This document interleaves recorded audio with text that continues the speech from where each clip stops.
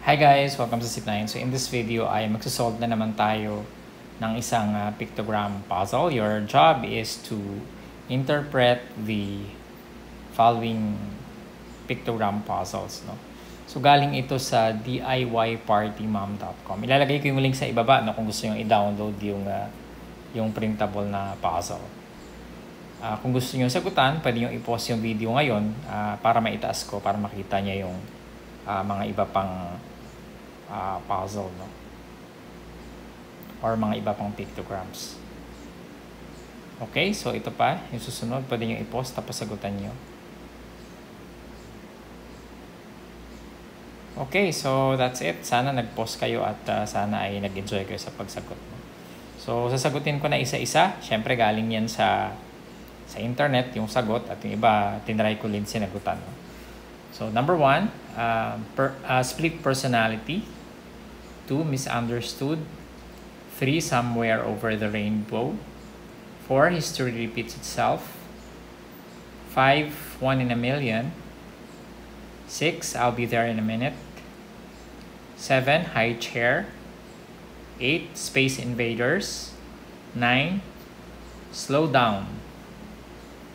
10, stand in the corner. 11, double vision. 12, walking on thin ice. 13, eye of the storm. 14, X marks the spot. Number 15, once upon a time.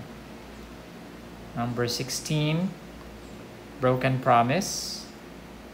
17, shrinking violets. I think ito yung mga mahiyain na tao, no? Tawag sa kanila ay shrinking violets. Number 18 ay upside down pineapple cake. 19, backdoor. 20, get a word in edgewise. No? So ito ay parang sisingit ka dun sa nagsasalita, ano? Kasi hindi ka makasingit dahil walang pause yung speaker, no? Number 21, cross country. 22, apple pie. 23, 6 feet under the ground or 6 feet below the ground, pwede rin. Number 24, half-baked. And 25, unfinished business. Okay, so sana nag-enjoy kayo dito sa ating puzzle. We will have more puzzles like this in the near future. Again, ito ay galing sa DIYPartyMom.com. No? So kung gusto nyo tignan yung link at gusto nyo i-download yung printable worksheet, pwede nyo puntahan. I'll see you in the next video.